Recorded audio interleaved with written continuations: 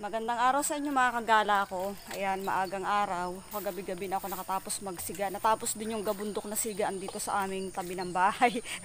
Kagabi nagsisiga ako, natakot si Argel gawa ng sobra ba naman kasi ditong hangin ng mga nakaraan, halos maubos-ubos na yung mga palapa dyan. Oh. Yung mga nakapalibot niya sa mga puno ng niyog tulad yan. Oh. Yan. Kasi nga sa lakas ng hangin ay lahat sila yung nanlalaglagan na halos wala nang matira. Kaya nung pagsisiga niya talagang kahit isang piraso lang ng palapa ay talaga namang ano yung tawag, lagablaba na. Kaya kakatapos ko lang mga hoy kasi gawa ng maigi na rin yung lagi may imbak na kahoy dito sa amin. Kahit tag-init agad-agad may beses na umuulan pa rin, napakahirap kapag ang kahoy ay nabasa kahit kaunti lang, matagal bago ulit mapatuyo.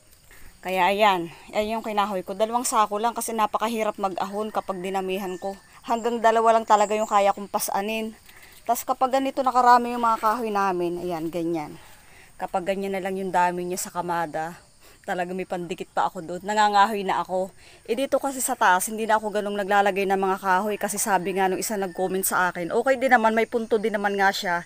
Sabi nga kahit sanay ka na sa ganyan at kinalakahan mo na yung naglalagay ng kahoy sa ganyan, malay mo minsan hindi rin inaasahan nga naman aksidente o diba? Baka pag habang nagluluto ka ay makapatak pa, kaya hindi na ako masyado naglalagay ng kahoy dyan. Kaya dito na lang sa sako, tapos ayan, dito ko na lang ipinapatas sa baba. O diba? Meron ako ditong 3 itlog na nakuha. Itlog ito ni Dancel, kala ko kung saan siya nangingitlog, kanina pagwawalis ko dun sa manuka nakita ko. Doon pala siya umiitlog sa nilalagyan ko ng basurahan. Pasaway talaga si Dancel. Kasi nung mga nakaraan mga kagala, pag siya ay nangingitlog, kinakain niya. Tinutupak na naman siya ngayon kapag siya nangingitlog. Sabi ko nga pag hindi siya nagbago, kakatayin na namin. Matatapos ang buhay ni Dancel talaga. Kasi dati pag ganyan yan, medyo na siya. O, ayan. Yung aking ginamasan, ayan na siya, malinis na.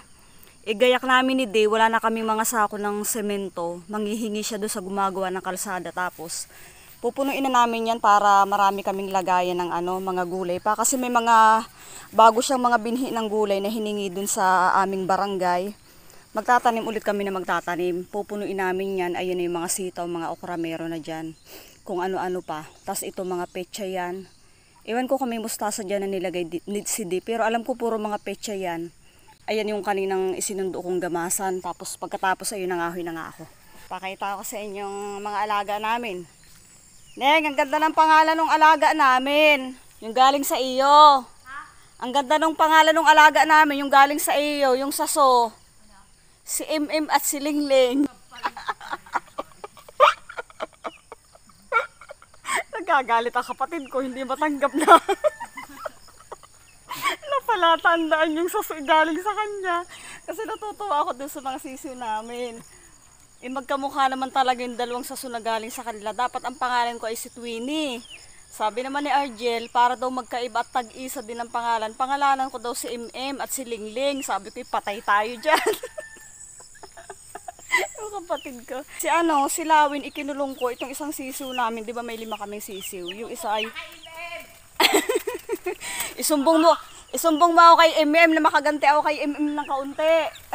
Kapangalan din ni MM yung katrabaho niya. Hello sa'yo, M. Pero hindi sa'yo galing yung pangalan, ha? Kay Impid yun at kay Ate Ling, kaya MM at si Lingling. Ito si Lawin. Di ba may 5 kaming sisiw? May mga pangalan na sila ngayon. Flex ko lang sa inyo mga pangalan ng aming mga alaga. Ito si Lawin, kaya si Lawin ang tawag ko kasi yung mga pakpak niya, lalo kapag bumubuka yung paligid ng pakpak niya, saka yung kulay niya, siya nung Lawin na gumagala-gala dito sa bahay. Kaya kahapon napansin ko siya pagbuka ng pakpak niya, yung sabi ko, ang galing naman. Sana ba yan? Ay, hindi na natin siya mahuhuli ngayon mga kagala, gawa ng malikot. Ikinulong ko siya dito kasi lagi niyang inaway si Maya. Kanina pa silang magang away ng away ni Maya. Ayun, binibigyan ko ng leksyon, kaya kinulong ko muna siya dito, sutil eh. Kawawa ba naman yung isa, inaway na niya ng inaway. Ayan. Ayan si Lawin kasi yung mga pakpak niya na yan, di ba parang light, meron siyang light na brown, white, tapos yung kala mo yung iba't iba. Hindi kasi natin maano eh. Tik tik tik, ay!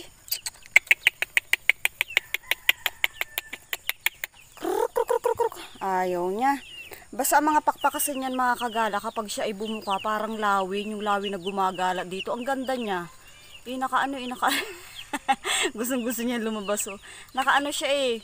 Hindi natin siya ngayon mahuli. Basta kaya ko siya pinangalan na Lawin, parang ganun. Ang ganda ang ganda ng balahibo niya mga kagala. Yan oh. Mamaya try natin kung mahuli. Ayan, kapag binubukan ng ganito yung pakpak niya, ayan oh. Yan oh, ang cute. Ganito kasi yung lawi na pumupunta dito sa bahay. Ganito yung kulay nung baba niya. Hindi ko nga alam eh, kasi may lawi naman ako napapanood sa vlog. Hindi naman siya parang ganito na parang may ano yun eh, parang may pula-pula. Ito meron din naman, kaya lang ibabahagya o, tapos madalas kulay brown siya. Tapos ayan ganyan, parang may patak-patak siya ng ano, puti. Saka brown na yan, tapos itong ulo niya oh. May puti din at ano oh. Wala lang, alam ko naman common na to sa mga sisiw talaga. Kaya lang natutuwa ako sa kanya, sabi ko kamukha siya ng lawi na pumupunta dito oh. Oh yan, ganyan itsura ng pakpak na no, ng balahibo niya oh. Kaya pinangalanan ko siyang Silawin. O, di ba? Balik na natin siya sa kulungan kasi ito'y binibigyan ko pa ito ng leksyon. At masyado nang aaway sa kanyang kapatid. Diyan ka muna ulit. Mamaya ka lumabas, Bartolina ka pa. Diyan ka muna. Ayan. Kasi ibang kapatid niya. Ito na nga si MM at si Lingling. Ayan, kita nyo na yan kasi parehas siya ng kulay din. Parehas kulay dilaw. O. Kulay dilaw din na may puti na may bahagyan dark na brown yung isa. Ayan, yung masyadong dark si MM yun. Yung itong light na to, si Lingling. Nasaan na yung apat? Nagtatago ay ayun, silang apat. Ito ha. Ayun. Yung itim na yun sa gilid, ayun tumatakbo yun. Sinugnog pangalan ko doon. Itong isang medyo light lang na itim, sinignig. Yan. Tapos ayun yung sa bato yung isa. Ayun yung parang kulay brown na yun. Yan. Yan. Yan. Ayun, itong yellow na to, si ano yan? Si Cory. Itong isa, yung parang medyo pula, na hindi ganun matingkad ang pula, ayan. Si Maya yan. Yun. Ito sinugnog. Yan o. Yung aking mga alagang pusa o. Pag ako nagpapakain, ganito talaga yan, sumusunod din sa akin. Yung mga kagala, ituluyan na silang walay kasi na yung nanay nila ayun na sa kanila. Kapag napunta sila doon sa nanay nila, ayun na silang palapitin, inaaway na. Walay na sila. Ngayon. Kaya at pakita ko na sa inyo ngayong magang ating na paggagawa agad, maaga pa. Dapat kasi maaga pa talaga nag-uumpisa na. At mahirap kapag masyado napakainit na. Tamo sa bandaron oh. Talagang singkad na agad ang araw oh. Punta na tayo sa baba. Yan. Mga kagala kami, bababa lang. Gawa may pupuntahan kami ng kapatid ko. Pupunta kami kay Nanay Liti namin. May titingnan kami doon. Pero bago ang lahat, nais ko lang pala sa inyo i-shout out. Wait lang ate Legat, may lang dito sa akin. Yan mga kagala, bago natin tuloy ang tapusin ang vlog para sa araw na ito, itong kaunting vlog lang natin, itong vlog-vloga natin. Ay nais ko lang sa inyong i-shout out si Kuya MacGiver from Miami, Florida. Saka si Ma'am Susan Presnido Makapagad at saka kay Judy Bailon. At happy birthday sa kanyang anak. Magbe-birthday daw mga kagala ang kanyang anak na si Kayla Bailon sa March 7. Ayan, ka-birthday pa ng mama ko. Ang mama ko March 21 from Bulacan. Ayan, happy birthday sa iyo baby Kayla Bailon. Ayan, sa ngayon kahit hindi mo pa alam itong pagbati ko sa iyo, malay mo balang araw kapag ikaw ay nagdalaga na or lumaki ka na, big girl ka na. Baka mabalikan mo rin tong video na to, baka mapanood mo rin itong pagbati ko sa iyo. Kaya happy birthday sa iyo baby. Ayan, God bless po sa family ninyo, kay Judy Bailon. Ayan po, keep safe po palagi. At thank you rin po sa palaging panunood ditong aking mga simpleng ina-upload na mga vlog.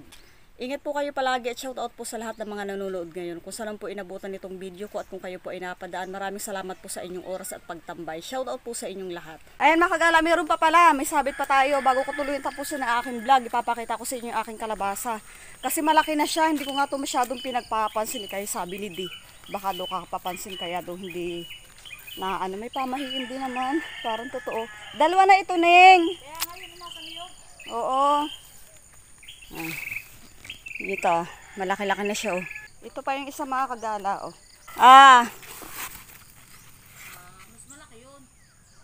Pero pwede na sadya itong pitasin. Bulang lang ha, masarap yan.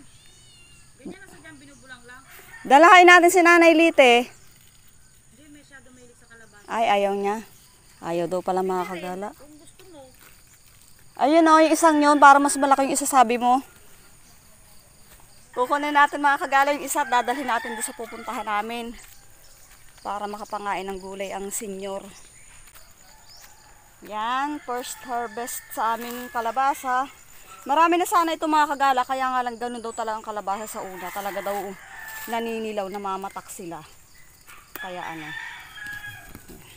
Kaya hindi natuloy talaga yung iba. Yay! Oh, ha? Ito na. Nakaisa na tayo. E ngayon mga kagala, pupunta na kami sa baba. Okay, dito ko na lang tatapusin ang aking vlog. Thank you for watching. See you on my next vlog mga kagala. Ingat kayo palagi. Bye-bye!